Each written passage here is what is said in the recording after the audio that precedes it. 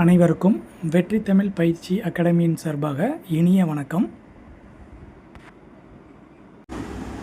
இந்த வீடியோவில் நம்ம எதை பற்றி பார்க்க போகிறோம் அப்படின்னா, 6ஆம் வகுப்பு சமூக அறிவியலில் புவியியல் பகுதியில் 3ஆம் பருவத்தில் இருக்கக்கூடிய பாடம் 2 புவி மாதிரி. இந்த யூனிட்டை நம்ம 2 பார்ட்டாக கொடுக்க போகிறோங்க. இதில் ஃபஸ்ட்டு பார்ட்டை நம்ம இதில் பார்க்க போகிறோம். இந்த வீடியோவை கடைசி வரைக்கும் ஸ்கிப் பண்ணாமல் பாருங்கள். இந்த வீடியோவுக்கு ஒரு லைக் பண்ணுங்கள், கமெண்ட் பண்ணுங்கள், உங்களுடைய நண்பர்களுக்கும் ஷேர் பண்ணுங்கள். இதை ஃபஸ்ட்டு டைம் நீங்கள் பார்க்குறீங்க அப்படின்னா மறக்காமல் நம்ம சேனலை சப்ஸ்கிரைப் பண்ணுங்கள்.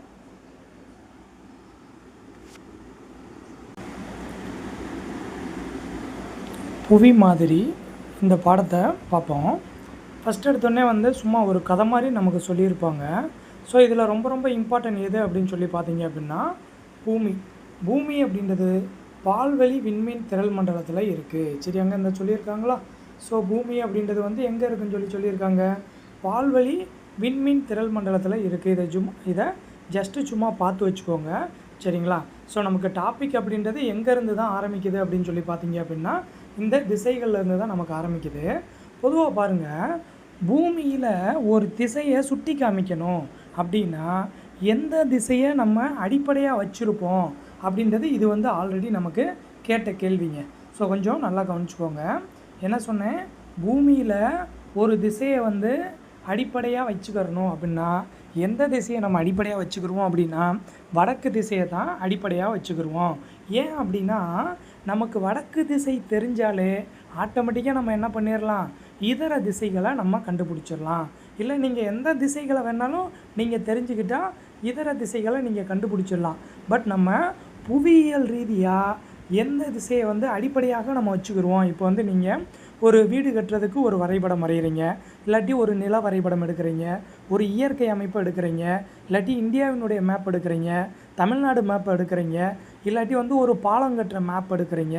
ஸோ நீங்கள் எந்த மேப் எடுத்தாலும் அங்கே எந்த திசையை அடிப்படையாக இருக்கும் அப்படின்னா அது வடக்கு திசையை அடிப்படையாக கொண்டு தாங்க இருக்கும். இது ரொம்ப முக்கியமானது. ஏன் இது முக்கியமானதுன்னு சொல்கிறேன் அப்படின்னா, 7th புக்கில் ஒரு கேள்வி வச்சுருப்பாங்க. புவியில் உள்ள வரைபடங்கள் அனைத்தும் எந்த திசையை அடிப்படையாக கொண்டு வரையப்படுகிறது அப்படின்னு சொல்லி கேட்பாங்க. அப்போ எந்த திசை அப்படின்னா வடக்கு திசையை அடிப்படையாக கொண்டு வரைகிறோங்க, சரிங்களா? அடுத்தது பாருங்கள், அடுத்தது என்ன சொல்லியிருக்காங்கன்னு பாருங்கள். அப்போ இந்த வடக்கு, அடுத்து தெற்கு, அடுத்து கிழக்கு, மேற்கு, இந்த 4, சரியாங்க? ஸோ இந்த 4ஐயும் நம்ம அடிப்படை திசைகள், சரியாங்க? ரொம்ப முக்கியமானதுங்க. ஏன்னா பூமியில் இருக்கக்கூடிய வரைபடங்கள் எல்லாமே வடக்கு திசையை அடிப்படையாக கொண்டு தான் வரையப்படுதுன்னு சொன்னேன். அடுத்து இந்த வடக்கு, தெற்கு, கிழக்கு, மேற்கு, இந்த 4 திசைகளும் அடிப்படை திசைகள் அப்படின்னு சொல்லி சொல்கிறோம், சரிங்களா? ஸோ இப்போ அடுத்தது பாருங்கள், நமக்கு என்ன சொல்லியிருக்காங்கன்னு பாருங்கள். இங்கே எளிமையாக நமக்கு புரிகிறதுக்காக சொல்லியிருப்பாங்க. இப்போ பாருங்கள், நீங்களே பாருங்கள், ஒரு நபர் கிழக்கு நோக்கி நிற்கிறாப்புல, சரியாங்க? ஸோ கிழக்கு நோக்கி நிற்கிறார் அப்படின்னா அவருக்கு பின்னாடி இருக்கக்கூடிய திசை, அதாவது முதுகுக்கு பின்னாடி இருக்கக்கூடிய திசை மேற்கு திசை. அவருக்கு இடது பக்கம் பாருங்கள், இடது கை, அப்போ இடது கை பக்கம் இருக்கக்கூடியது என்னதுங்க, வடக்கு திசை. அடுத்து வலது கை பாருங்கள், வலது கையை நோக்கி இருக்கக்கூடிய திசை தெற்கு திசை. அப்போ ஒரு நபர் உங்ககிட்ட கேள்வி கேட்பாங்க, டெட்டிலெல்லாம் கேள்வி கேட்பாங்க. எப்படி கேட்பாங்க, ஒருவர் கிழக்கு திசையை நோக்கி நின்று கொண்டிருந்தால் அவருடைய வலது கை எந்த திசையை நோக்கி இருக்கும் அப்படின்னு கேட்பாங்க. அப்போ நீங்களே நல்லா பாருங்கள், திரும்ப சொல்கிறேன். ஒருவர் என்னதுங்க, கிழக்கு நோக்கி நின்றுக்கிட்டு இருக்காரு. அப்போ அவருக்கு பின்னாடி இருக்கிறது மேற்கு, அவருக்கு இடது பக்கத்தில் இருக்கிறது வடக்கு, அவருக்கு வலது புறத்தில் இருக்கக்கூடிய, அதாவது இடது கை வலது கை அப்படி சொல்கிறேன், ஞாபகம் வச்சுக்கிறணும். அப்போ வலது கை பக்கம் இருக்கக்கூடிய திசை தெற்கு திசை. இந்த 4 திசைகளையும் நம்ம பொதுவாக எப்படி இங்கே சொல்கிறோம், அடிப்படை திசைகள் அப்படின்னு சொல்லி சொல்கிறோம், சரியாங்க? இவ்வளோதாங்க. ஸோ அப்போ ஆரம்பத்தில் என்ன சொன்னாங்க, திசைன்னா என்னன்னு சொல்லி சொன்னோம், அடிப்படை திசைகள் மொத்தம் 4 இருக்குன்னு சொல்லி சொன்னோம். அடுத்து ஒரு நபர் எந்த திசை, இப்போ ஒன்றும் இல்லைங்க, இதை எப்படி வேணாலும் மாற்றி கேட்கலாம், சரிங்களா? ஸோ அப்போ இப்போ உங்கள் புரிதலுக்காக நான் சொல்கிறேன் பாருங்களேன். இன்னொரு கொஸ்டின் நானாக கிரியேட் பண்ணுறேன் பாருங்கள். இப்போ இவரே வடக்கு திசையை நோக்கி நிற்கிறார், சரியாங்க? ஸோ அப்போ அப்படியே வடக்கு திசையை நோக்கி நின்றா நல்லா பார்த்துக்கோங்க, இவருக்கு முதுகுக்கு பின்னாடி தெற்கு திசை இருக்கும். அடுத்து வலது கை வந்து கிழக்கு நோக்கி இருக்கும். இடது கை வந்து என்ன பண்ணும், மேற்கு நோக்கி இருக்கும். அப்போ இதிலேருந்து நான் என்ன சொல்ல வர்றேன், ஒரு நபர் எந்த திசையை நோக்கி இருக்கிறாரோ அதற்கு ஏற்றாறு போல் நீங்கள் என்ன பண்ணணும், பதில் கொடுக்கணும். ஸோ அப்போ நமக்கு புக்கில் வந்து கிழக்கு பக்கம் நோக்கி நிற்கிறாரு, ஸோ கிழக்கு தான் கொடுக்கணும் அப்படின்றது அவசியம் கிடையாது. டெட்டை பொறுத்த வரைக்கும் புக்கில் என்ன இருக்கோ அதுதான் கொடுப்பாங்க, சரிங்களா? ஸோ புக்கில் இருக்கிறதே நீங்கள் தெளிவாக படிச்சுக்கிட்டால் போதுமானது, சரியாங்க? சரிங்க, அடுத்தது பார்ப்போம். அடுத்தது வந்து என்ன சொல்கிறாங்க அப்படின்னு சொல்லி பார்ப்போம். இப்போது அடுத்த டாபிக் பாருங்கள், புவி மாதிரி குளோப் அப்படின்னு சொல்லி சொல்கிறாங்க. அதாவது இங்கே ஒரு கேள்வி என்ன இருக்குது, சூரிய குடும்பத்தில் இருக்கக்கூடிய கோள்களில் மொத்தம் 8 கோள்கள் இருக்குது. அந்த 8 கோள்களில் பூமி அப்படின்றது 3ஆவதாக இருக்குது. இதை கூட உயிர்கோளம் அப்படின்னு சொல்லி சொல்லுவோம், நீல நிறக்கோள், நீர்க்கோள், நிறையா அதை சொல்லுவோம், சரிங்களா? இதெல்லாம் வந்து சூரிய குடும்பம் அப்படின்ற டாப்பிக்கில் நம்ம பார்ப்போம். அது அடுத்தடுத்த வீடியோவாக நம்ம உங்களுக்கு கொடுக்க போகிறோம், சரியாங்க? அடுத்தது இங்கே நீங்கள் எதை தெரிஞ்சுக்கிறணும் அப்படின்னா, பூமியோட மாதிரிங்க. ஸோ அப்போ பூமியை நீங்கள் வந்து ஒரு முப்பரிமாணத்தில் பார்த்தீங்க அப்படின்னா, அதாவது வந்து என்னதுங்க, கற்பனையாக தான் நம்ம சொல்கிறோம். கற்பனையாக 3Dயில் நீங்கள் பார்ப்பீங்க பார்த்தீங்களா, அந்த அளவையில் உருவாக்கப்பட்டது தான் புவி மாதிரி, சரிங்களா? ஸோ அப்போ நம்ம பார்க்கக்கூடிய புவி மாதிரி வந்து எத்தனை பரிமாணங்களை கொண்டது அப்படின்னா, முப்பரிமாணம் போன்று கற்பனையாக தாங்க நம்ம சொல்கிறோம். இப்படி தான் இருக்கும்னு கிடையாது, அது வந்து எப்படி வேணாலும் இருக்கலாம். பட் நம்ம வந்து ஒரு 3Dயாக தான் நம்ம சொல்கிறோம். எப்படி வேணாலும் இருக்கலாம்னு நீங்கள் எப்படி சார் சொல்கிறீங்க? இந்த சொல்லியிருக்காங்க பாருங்கள், இங்கே பாருங்கள், பூமியோட துருவ பகுதி, சரிங்களா? இந்த பூமியோட துருவ பகுதி தட்டையாக இருக்கும்.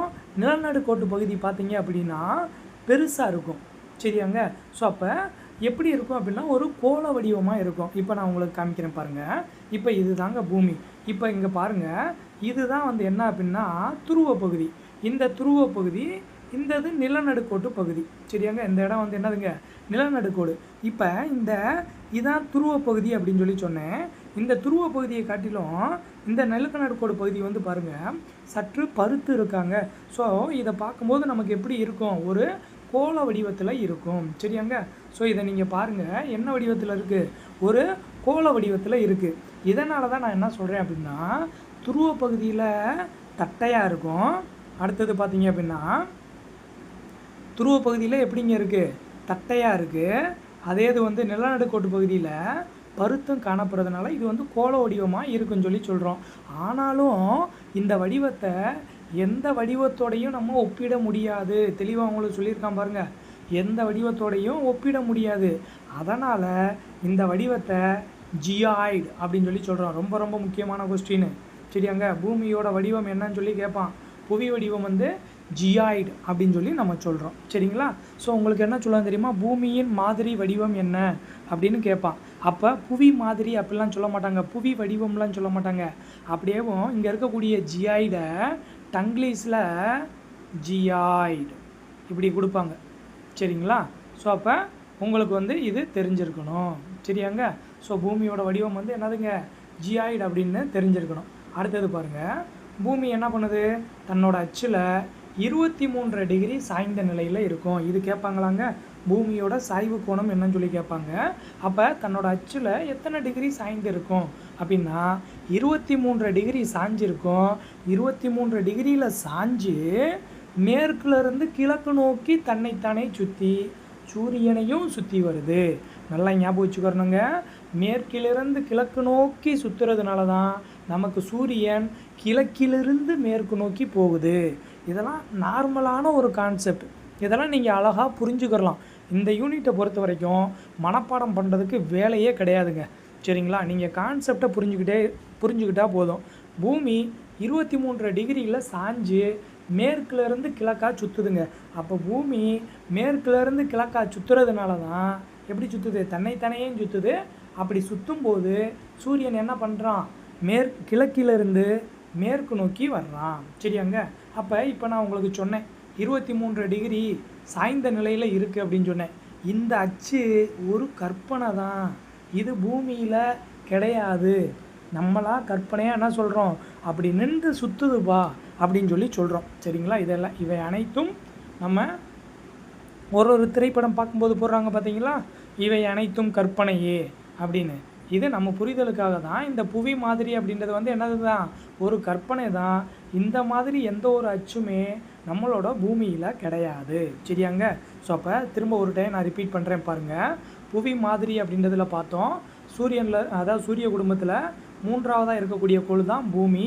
அடுத்து இந்த பூமியை வந்து கற்பனையாக நம்ம என்ன பண்ணுறோம், 3Dயில் நம்ம சொல்கிறோம், முப்பரிமாணத்தில் நம்ம சொல்கிறோம். அடுத்தது பாருங்கள், பூமி துருவ பகுதியில் எவ்வாறு காட்சியளிக்கும்னு உங்கள்கிட்ட கேட்கலாம்.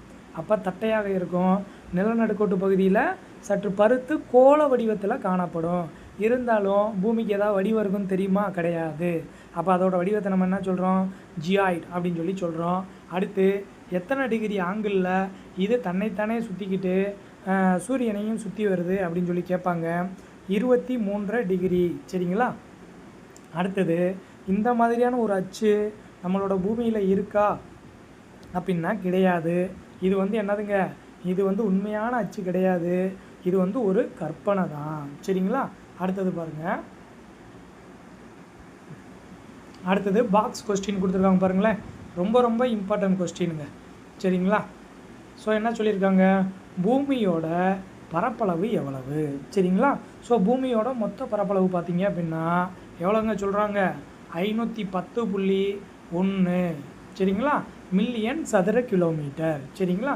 ஸோ 510.1 மில்லியன் ஸ்கொயர் கிலோமீட்டர் தான் வந்து என்னதுங்க, பூமியோட மொத்த பரப்பளவு. ஞாபகம் வச்சுக்கிறணும், பாக்ஸில் இருக்குது. ஸோ கண்டிப்பாக நமக்கு என்ன பண்ணுவாங்க, இந்த பாக்ஸில் இருக்கக்கூடிய கொஸ்டினை அப்படியே தூக்கி நம்ம டெட்டு பேப்பர் 1 பேப்பர் 2ல் கேட்பாங்க. நல்லா படிச்சுக்கிறணும். சரியாங்க. அப்போ பூமியோட மொத்த பரப்பளவு எவ்வளோ அப்படின்னா 510.1 மில்லியன் சதுர கிலோமீட்டர் அப்படின்னு சொல்லி சொல்கிறோம். சரியாங்க. அடுத்த ரொம்ப ரொம்ப முக்கியமான ஒரு பாக்ஸ் நமக்கு கொடுத்துருக்காங்க பாருங்கள். இதெல்லாம் கொஞ்சம் நீங்கள் நல்லா பார்த்து வச்சுக்கிறணுங்க. சரிங்களா. ஸோ இப்போ பாருங்கள் என்னங்க சொல்லியிருக்காங்க, உலகில் முதலாக புவி மாதிரியை உருவாக்கியவர்கள் யார் அப்படின்னா நீங்கள் ஞாபகம் வச்சுக்கிறணும், உலகத்தில் முதலாக புவி மாதிரியை உருவாக்கினவங்க பெரிய கிறுக்கைங்களாக இருப்பாங்க போலையடா அப்படின்னு ஞாபகம் வச்சுக்கிறணும். ஏன் சொன்னேன், கிரேக்கர்கள். சரிங்களா. இது வந்து ஒரு ஷார்ட்கட்டுக்காக சொல்கிறேன், நீங்கள் ஈஸியாக ஞாபகம் வச்சுக்கலாம், அதுக்காக சொல்கிறேன். அப்போ உலகத்தில் முதலாக புவி மாதிரியை உருவாக்குனவங்க கிரேக்கர்கள். அப்போ எப்போ உருவாக்குனாங்க, கிபி 150. சரிங்களா. ஸோ ஆண்டு வந்து என்னதுங்க, கிபி 150ஆம் ஆண்டில் வந்து என்ன பண்ணியிருக்காங்க, கிரேக்கர்கள் வந்து இந்த புவி மாதிரியை உருவாக்கியிருக்காங்க. அடுத்த இம்பார்ட்டன்ட் கொஸ்டின் பாருங்கள். அடுத்தது வந்து என்னங்க சொல்கிறாங்க, வானியல் அறிஞர். சரிங்களா. ஸோ இதெல்லாம் நல்லா பார்த்து வச்சுக்கிறணும். சரிங்களா. என்ன சொல்கிறாங்க அப்படின்னு பார்த்தீங்க அப்படின்னா இங்கே வந்து என்னங்க சொல்லியிருக்காங்க, வானியல் அறிஞராக இருக்கக்கூடிய முதலாம் ஆரியப்பட்டர். இந்த முதலாம் ஆரியப்பட்டர் ஒரு நூல் எழுதுகிறாருங்க. என்ன நூறு, ஆரியப்பட்ட சித்தாந்தம். அப்போ உங்களுக்கு எப்படி கேள்வி வைப்பான் தெரியுமா, ஆரியப்பட்ட சித்தாந்தம் என்ற நூலின் ஆசிரியர் யார், முதலாம் ஆரியப்பட்டரா, இரண்டாம் ஆரியப்பட்டரா, மூன்றாம் ஆரியப்பட்டரா, நான்காம் ஆரியப்பட்டரா அப்படின்னு சொல்லி வைப்பாங்க. அப்போ எனக்கு தெரியணும், முதலாம் ஆரியப்பட்டர் எழுதிய நூல் தான் ஆரியப்பட்ட சித்தாந்தம்.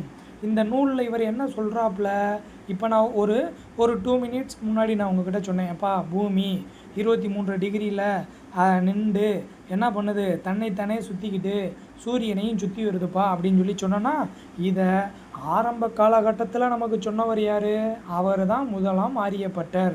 எந்த நூலில் சொன்னாலும் ஆரியப்பட்ட சித்தாந்தம் அப்படின்ற நூலில் சொன்னார். என்ன சொன்னார் பாருங்கள், விண்மீன்கள் வானில் மேற்கு புறமாக நகர்வது போன்ற தோற்றம். அதாவது வந்து என்னதுங்க, இப்போ சூரியன் இருக்குது, மேற்கு நோக்கி நகர்றது மாதிரி இருக்கும். அப்போ என்ன அர்த்தம், பூமி தன்னுடைய அச்சில் தன்னைத்தானே சுற்றி கொள்ளுது. அப்போ தன்னைத்தானே பூமி எப்படி சுற்றும், மேற்கிலிருந்து கிழக்காக சுற்றும்.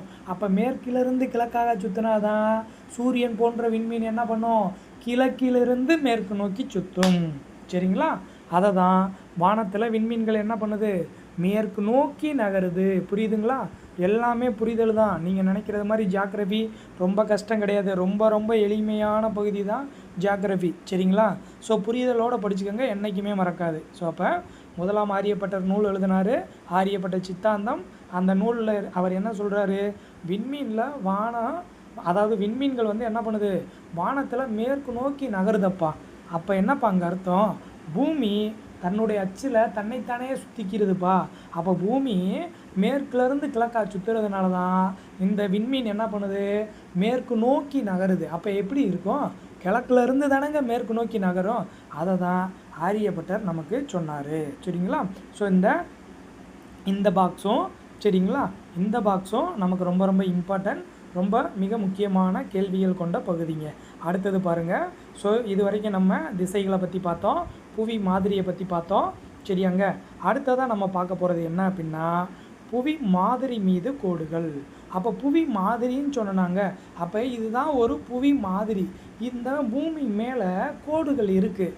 அந்த கோடுகள் பாருங்களேன், இந்த கோடுகள் பூமியில் ஒரு இடம் எங்கே இருக்குது, எவ்வளவு தூரத்தில் இருக்குது, எவ்வளவு நேரத்தில் அங்கே போய் கடக்கலாம், இந்த மாதிரி நமக்கு துல்லியமாக கணக்கிட. சரியாங்க? ஸோ ரொம்ப ரொம்ப முக்கியமான ஒரு வேர்டு இந்த வேர்டு. என்ன அப்படின்னா, ஒரு இடத்த துல்லியமாக நீங்கள் கணக்கிடணும் அப்படின்னா உங்களுக்கு என்ன வேணும், தூரத்தை கணக்கிடணும், துல்லியமாக கணக்கிடணும், நேரத்தை கணக்கிடணும். அப்படின்னா பூமியின் மீது இந்த மாதிரி கிடைமட்டமாக போட்டிருப்பாங்க, இது அச்சக்கோடு, அதுக்கப்புறம் செங்குத்தாக போட்டிருப்பாங்க. அது உங்கள் புரிதலுக்காக இங்கே பார்க்குறேன் பாருங்கள். இங்கே பாருங்கள், இங்கே எப்படிங்க இருக்குது, கோடு இந்த மாதிரி செங்குத்து கோடுகளாக இருக்காங்க. அங்கே எப்படிங்க பார்த்தோம், இந்த மாதிரி கிடைமட்ட கோடுகளாக பார்த்தோமா. இந்த கிடைமட்ட கோடுகளாக இருந்தால் இதற்கு பேர் அச்சக்கோடுகள். சரியாங்க? இதே இது இந்த மாதிரி செங்குத்து கோடுகளாக இருந்தால் அதற்கு பேர் தீர்க்க கோடு. சரியாங்க? ஸோ இதெல்லாம் பூமியின் மீது வரையப்பட்ட கற்பனை கோடுகள். சரியாங்க? ஸோ இது பூமி மேலே கிடையாதுங்க, அது மேலே இருக்கக்கூடிய கற்பனையாக இருக்கக்கூடிய கோடுகளை தான் நம்ம அச்சக்கோடுகள், தீர்க்க கோடுகள் அப்படின்னு சொல்லி சொல்கிறோம். சரிங்க சார். அப்போ இப்போ நீங்கள் ஒரு கற்பனையான கோடுன்னு சொன்னீங்க. அப்போ இந்த கற்பனையான கோடை ஆரம்பத்தில் நமக்கு வரைஞ்சி காட்டினவர் யார், எந்த நூலில் வரைஞ்சார், அடுத்த இம்பார்ட்டன்ட் கேள்வி. சரியாங்க? ஸோ பாருங்கள், நீங்கள் கொஞ்சம் நல்லா கவனிச்சுக்கிறணுங்க. ரொம்ப எளிமையாக சொல்கிறோங்க, இதுக்கு மேலே ஈஸியாக சொல்ல முடியாது. நல்லா கவனிங்க. பாருங்கள், கிரேக்க ரோமானிய கணித வல்லுநர் இருக்காப்புல, யார் இருக்கார், இவர் தான் நம்மால் தாலமி. சரியாங்க? இவருக்கு பாருங்களேன், கணித வல்லுநர் இவர், வான் ஆய்வாளர் இவர், புவியியல் ஆய்வாளர் இவர். சரிங்களா? அப்போ தாலமி இவர் என்ன பண்ணுறாப்புல, முதலாக நம்ம நில வரைபடம் இருக்கும் பார்த்தீங்களா, மேப்பு, ஜியாகிரபிக்கல் மேப் இருக்காங்க, அந்த மேப்பில் அச்சக்கோடுகளையும் தீர்க்க கோடுகளையும் வரைந்தவர். இதுதான் கேள்வி. அப்போ கேட்பாங்க உங்ககிட்ட, முதலில் நில வரைபடத்தில், புவியியல் நில வரைபடத்தில் அச்ச தீர்க்க கோடுகளை வளைந்தவர் யார் அப்படின்னா தாலமி. அப்போ இந்த விஷயத்தை எனக்கு எங்கே போய் சொல்லியிருக்காங்க, அவரோட நூல் என்ன நூல், ஜியாகிரபியா. அந்த ஜியாகிரபியா அப்படின்ற நூலில் என்ன சொல்கிறாப்புல, பூமியோட அளவை பற்றி சொல்கிறாப்புல, அதனுடைய மேற்பரப்பு எப்படி இருக்குன்னு சொல்கிறாப்புல, அச்சக்கோடுகள் தீர்க்க கோடுகள் அடிப்படையில் சில இடத்த குறிப்பிட்டு காமிக்கிறார். இதெல்லாம் இவ்வளோ தூரத்தில் இருக்கப்பா அப்படின்னு சொல்லி நமக்கு என்ன பண்ணியிருக்காப்புல, தாலமி சொல்லியிருக்காரு. ரொம்ப சிம்பிள் தான். தாலமி என்ன சொல்கிறாப்புல, அச்சக்கோடு தீர்க்கக்கோடு. சரிங்களா? எந்த நூலில் சொன்னாப்புல, ஜியாகிரபியா அப்படின்ற நூல். அவ்வளோதான் கேள்வி. சரிங்களா? ஸோ இந்த 3 இதை நம்ம தெளிவாக தெரிஞ்சுக்கணும். சரியாங்க?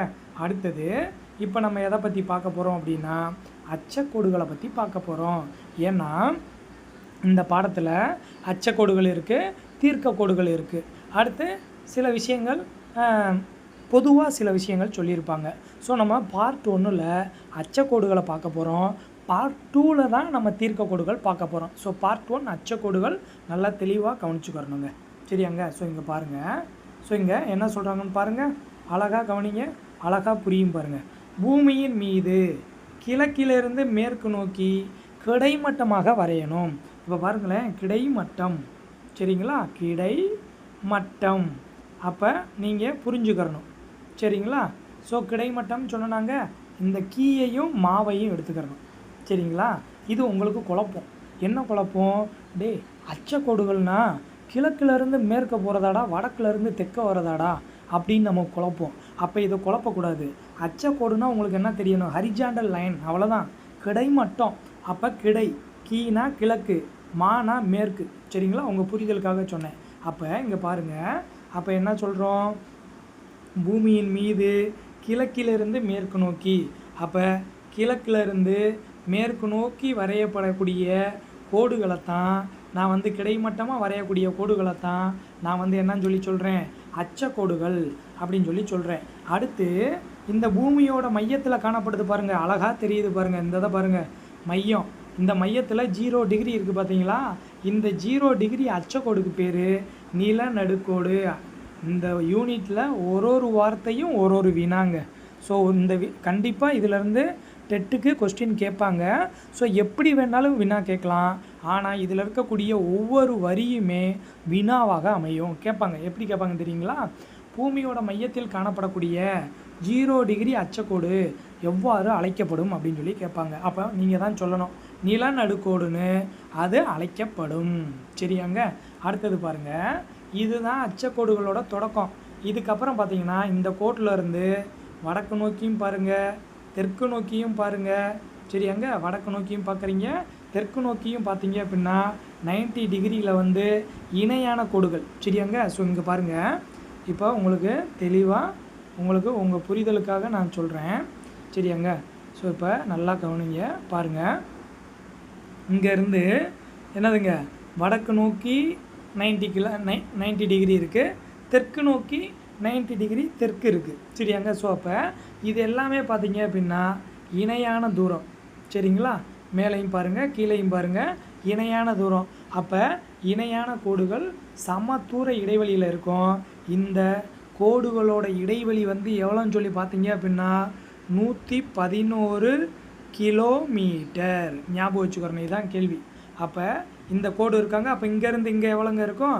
111 கிலோமீட்டர் இருக்கும். அப்போ சமதூர இடைவெளியில் இருக்கக்கூடிய இந்த கோடுகள் எவ்வளோ தொலைவில் இருக்கும் அப்படின்னா 111 கிலோமீட்டர் தொலைவில் இருக்கும். இப்போ பாருங்கள், அழகாக இங்கே சொல்லியிருப்பாங்க பாருங்கள். உங்களுக்கு என்ன சொல்லியிருக்காங்க? அதாவது பாருங்கள், வடக்கிலும் இந்த பேரா பார்க்கணும், வடக்கிலும் தெற்கிலும் 90 டிகிரி வரைக்கும் இணையான கோடுகள் இருக்குன்னு சொன்னேன். அந்த கோடுகள் ஒவ்வொரு அச்சக்கோட்டிற்கும் இடைப்பட்ட நிலப்பரப்பு தூரம் எவ்வளோங்க? 111 கிலோமீட்டர். இதுதான் உங்களுக்கு கேள்வி. சரியாங்க? ஸோ அப்போ எத்தனை கிலோமீட்டர் இருக்குங்க? 111 கிலோமீட்டர் இருக்கும். அடுத்தது பாருங்கள், அடுத்தது இந்த பகுதியினால் இதை கொஞ்சம் உங்களுக்கு ஜூம் பண்ணி ஃபுல்லாக நான் உங்களுக்கு கொடுக்குறேன் பாருங்கள். இப்போ என்ன சொல்கிறாங்கன்னு பாருங்கள். இப்போ இங்கே என்னங்க வருது? பூமி கோள வடிவத்தில் இருக்குது. நீங்களே பாருங்கள், கோள வடிவத்தில் இருக்காங்க. அப்படி கோள வடிவத்தில் இருக்கிறதுனால 90 டிகிரி வடக்கு, 90 டிகிரி தெற்கு. இப்படி இருக்கும்போது 90 டிகிரி, இப்போ கோடு பாருங்களேன், இதோட நீளம் வந்து குறைஞ்சிக்கிட்டே போகுது. ஒரு இடத்துல இது எப்படியா மாறும் அப்படின்னா புள்ளியாக மாறும். சரியாங்க? அப்போ இந்த இடத்துல இது இருக்கும்போது ஒரு புள்ளியாக இருக்கும், இந்த இடத்துல தெற்கில் வரும்போது ஒரு புள்ளியாக இருக்கும். அப்போ அந்த புள்ளி தான் வடக்கில் இருந்தால் வட துருவம்னு சொல்கிறோம், தெற்கில் இருந்தால் தென் துருவம் அப்படின்னு சொல்லி சொல்கிறோம். அப்போ இப்போ நீங்கள் நல்லா புரிஞ்சுக்கிறணும், ஒரு புள்ளி இருக்கும் சார் அப்படின்னு சொல்லி சொன்னேன். அப்போ ஒரு புள்ளி இருந்தால் இந்த இடத்துல வந்து ஒரு புள்ளியாக மாறும், இந்த இடத்துலையும் ஒரு புள்ளியாக மாறுது. சரியாங்க? அப்போ வடக்கில் இருந்தால் அதுக்கு பேர் வட துருவம் அப்படின்னு சொல்லி சொன்னேன், தெற்கில் இருந்தால் தென் துருவம் அப்படின்னு சொல்லி சொன்னேன். அப்போ நீங்கள் நல்லா பார்த்துக்கிறணும், இந்த பேராகிராஃபை நல்லா பாருங்கள். என்ன சொல்கிறாங்க? வட அச்சக்கோடுனா என்ன சார், தென் அச்சக்கோடுனா என்ன சார்? அப்போ வட அச்சக்கோடுனா இந்த நிலநடுக்கோடு இருக்குது பார்த்தீங்களாங்க, இந்த நிலநடுக்கோட்டிலிருந்து வடக்கு நோக்கி இருக்கக்கூடிய, அதாவது இந்த வட அரைக்கோளத்தில் கிடைமட்டமாக நீங்கள் வரைஞ்சிருக்கீங்க பார்த்தீங்களா, இந்த வரைஞ்ச அச்சக்கோடுகளுக்கு பேர் வட அச்சக்கோடுகள். அப்போ இந்த பகுதியில் இருக்கிறது எல்லாமே என்ன அச்சக்கோடுகள்? வட அச்சக்கோடுகள். சரிங்க சார். அப்போ இந்த பகுதியில் இருக்கிறது என்னது சார்? இந்த பகுதியில் இருக்கிறது எல்லாமே தென் அச்சக்கோடுகள். அவ்வளோதான், ரொம்ப ரொம்ப சிம்பிள். உங்கள் புரிதலுக்கு தாங்க ஜூம் பண்ணி வச்சுருக்கிறேன். சரிங்களா? நீங்கள் புக்கில் கூட இன்னும் நல்லா தெளிவாக பார்த்துக்கலாம். இதுவே உங்களுக்கு தெளிவாக தான் இருக்கும். இன்னும் வேணும்னா உங்களோட புக்கை பக்கத்தில் வச்சுக்கிட்டு நம்மளுடைய வீடியோவை பாருங்கள், ரொம்ப பயனுள்ளதாக இருக்கும். சரியாங்க? ஸோ அப்போ வட துருவமும் சொன்னேன், தென் துருவமும் சொன்னேன். சரியாங்க? ஸோ அடுத்தது பார்க்கணும். அடுத்தது பாருங்கள். ஸோ அப்போ வட அச்சக்கோடுன்னா என்னன்னு சொல்லி சொல்லிட்டேன், தென் அச்சக்கோடு அப்படின்னு சொல்லி சொல்லிட்டேன். அப்போ பாருங்கள், இங்கே அடுத்த கேள்வி கேட்பாங்க, பூமியில் மொத்தம் எத்தனை அச்சக்கோடுகள் வரையப்பட்டுள்ளன அப்படின்னு கேட்பாங்க. பாருங்களேன், இந்த பக்கம் 89 இருக்குங்க, இந்த பக்கம் 89 இருக்குங்க, இந்த நடுவில் ஒரு கோடு போதாங்க, அது ஒரு ஒன்றுங்க. இங்கே மேலே ஒரு வட துருவம், கீழே ஒரு தென் துருவம்னு சொன்னாங்க, 2ங்க. சரியாங்க? அப்போ என்னென்னங்க சொன்னேன்? அதாவது நிலநடுக்கோட்டிலேருந்து வட துருவம் வரைக்கும் 89 கோடு, அதே இது தென் துருவம் வரைக்கும் 89 கோடு, நிலநடுக்கோடு ஒரு கோடு, வட துருவம் ஒன்று, தென் துருவம் ஒன்று. இப்போ நல்லா கவனிங்க, அழகாக உங்களுக்கு புரியும் பாருங்கள். என்னங்க சொன்னேன்?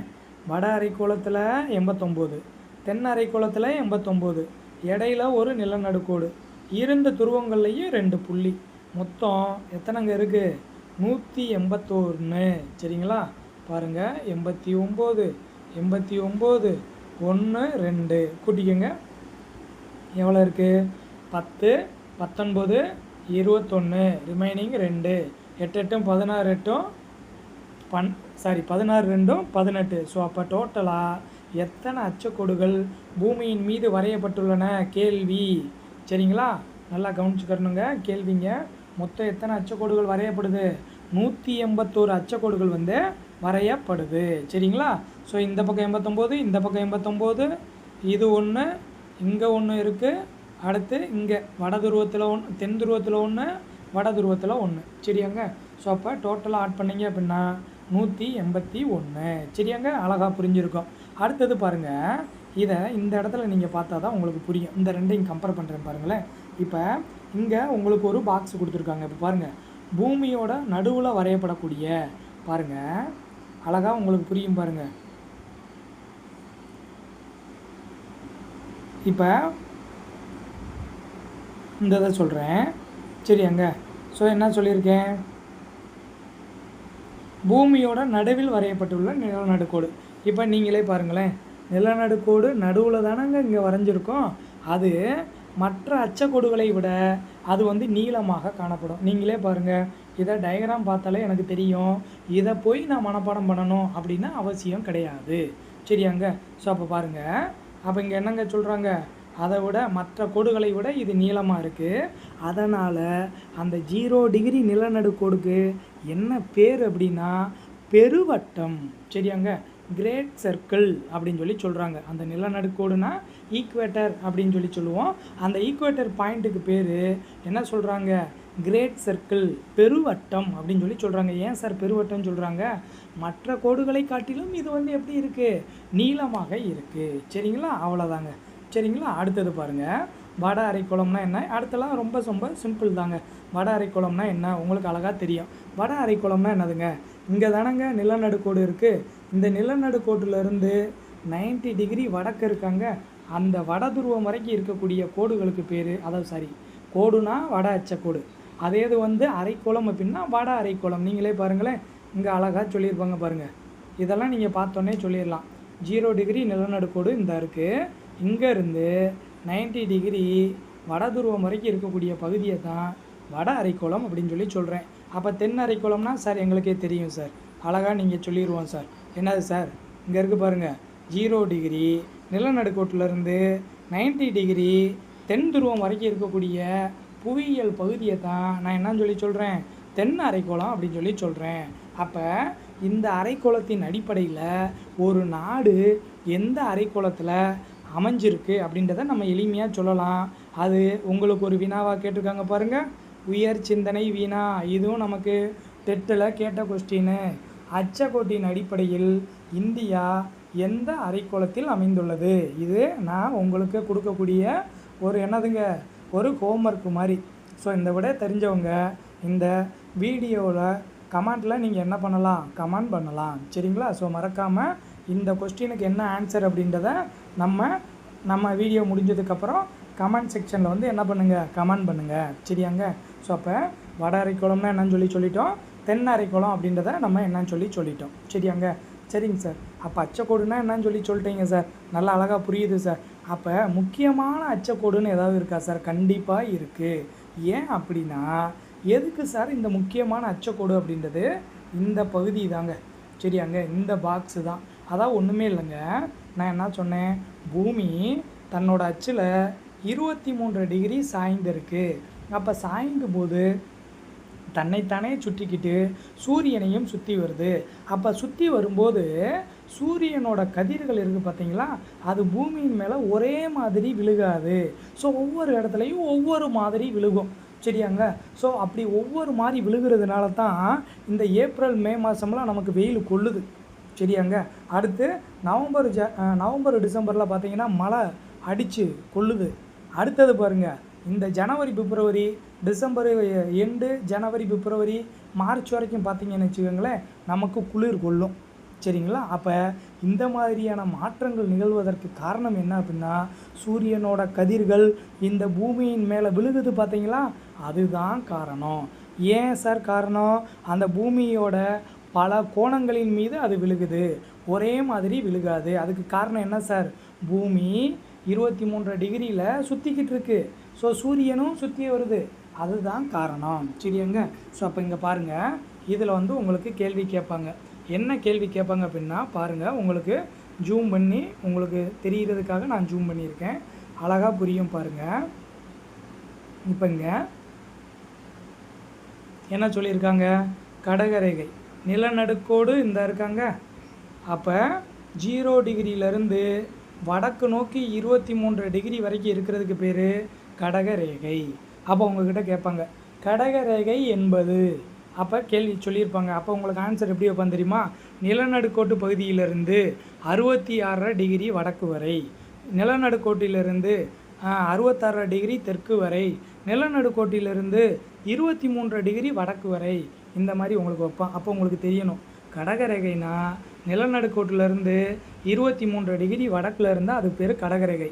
அதே இது தெற்கில் இருந்தால் அதுக்கு பேர் மகர ரேகை. அடுத்தது பாருங்கள், 23லேருந்து 66 வரைக்கும் இருக்கிறத நம்ம வந்து என்னன்னு சொல்லி சொல்கிறோம்? ஆர்டிக் வட்டம். அதே இது கீழே தெற்கு பக்கம் வந்தீங்கன்னா அண்டார்டிக் வட்டம். அதுக்கு மேலே 66 டிகிரியிலேருந்து 90 டிகிரி வரைக்கும் இருந்துச்சுன்னா அதுக்கு பேர் வந்து வட துருவம். அதே இது தென் பக்கம் வந்தால் அதுக்கு பேர் வந்து தென் துருவம். ரொம்ப ஈஸியாக ஞாபகம் வச்சுக்கிறலாம். சரியாங்க. அவ்வளோதாங்க. அடுத்தது பாருங்கள், இப்போ இது ரொம்ப ரொம்ப முக்கியம். இப்போ இது ஏன் சார் முக்கியம் பாருங்களேன். இது ஒரு பாக்ஸுங்க, நல்லா கவனிச்சுக்கிறணும். 0 டிகிரியிலேருந்து 23 டிகிரி வடக்கு பக்கமும் பாருங்கள், தெற்கு பக்கமும் பாருங்கள். இதுக்கு இடைப்பட்ட பகுதியை தான் தாழ் அச்சக்கோடுகள் அப்படின்னு சொல்லி சொல்கிறோம். அடுத்தது ஸோ அழகாக புரிஞ்சிச்சாங்க உங்களுக்கு? எதை சார் சொன்னீங்க? இப்போ பாருங்கள், இந்த பகுதியை தான் நான் சொன்னேன். ஸோ இந்த பகுதிக்கு பேர் தாழ் அச்சக்கோடு. பாருங்கள், 0 டிகிரி அச்சத்திலிருந்து 23 டிகிரி வடக்கு பக்கமும் போயாச்சு, தெற்கு பக்கமும் வந்தாச்சு. இதுக்கு இடையில் காணப்படக்கூடிய கோடுகளுக்கு பேர் தாழ் அச்சக்கோடு. சரிங்களா. இப்போ அப்படியே அடுத்த பாயிண்ட்டை பாருங்கள், என்ன சொல்லியிருக்காங்க? அதே 23 டிகிரியிலேருந்து 66 டிகிரி பாருங்கள், இங்கே வேறு ஒரு கலர் கொடுக்குறேன், அப்போ தான் உங்களுக்கு புரியும்.